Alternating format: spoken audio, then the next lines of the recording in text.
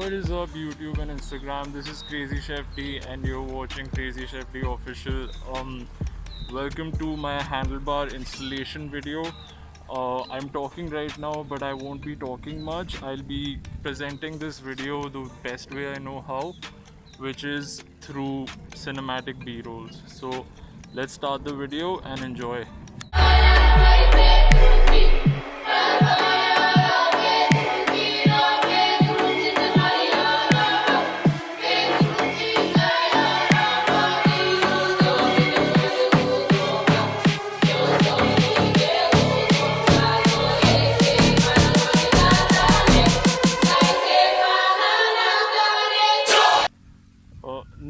No, not that cinematic video. I think you guys have seen that one already. If you haven't, go check me out on Instagram.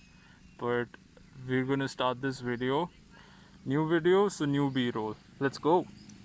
Cigarettes in tiny liquor bottles, just what you expect inside her new Balenciaga. Cigarettes in tiny liquor bottles, just what you expect inside her new Balenciaga. Cigarettes in tiny liquor bottles, just what you expect inside her new Balenciaga. Cigarettes in tiny liquor bottles, just what you expect inside her new Balenciaga. Cigarettes in tiny liquor bottles, just what you expect inside her new Balenciaga. Cigarettes in tiny liquor bottles, just what you expect inside her new Balenciaga. Cigarettes in tiny liquor bottles, just what you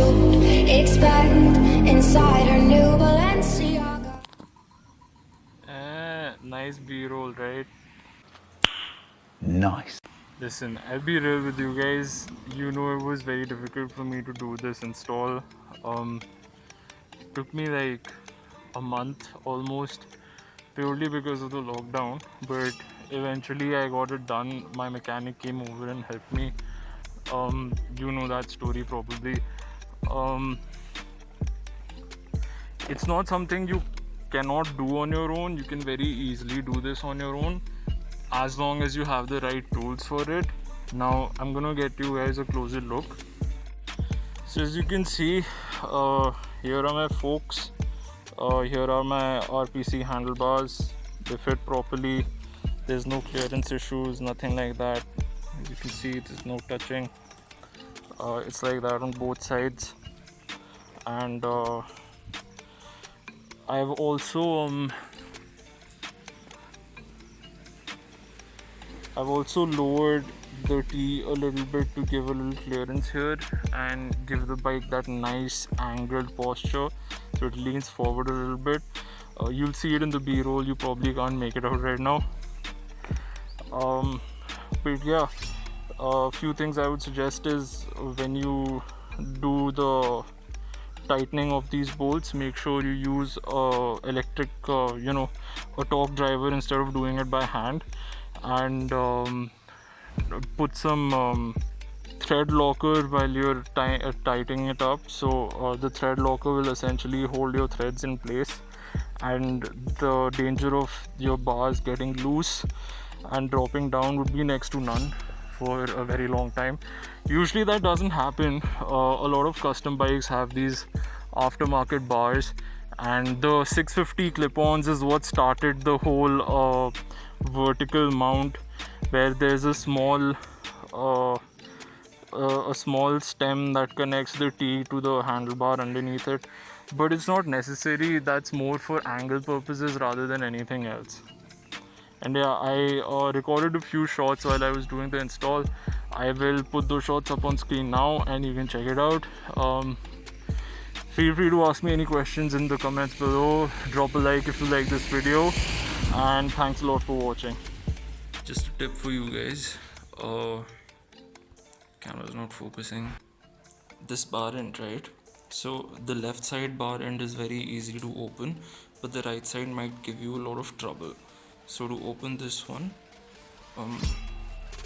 this tab here if you manage to press it hard with a screwdriver, this will unscrew very easily.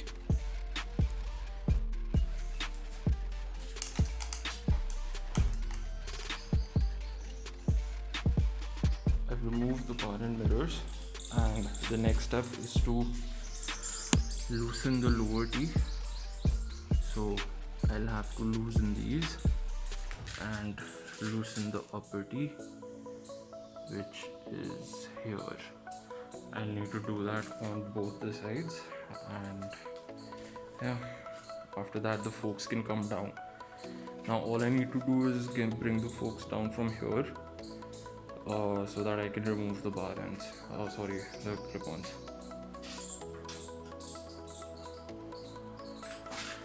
One bolt is off. Two more to go.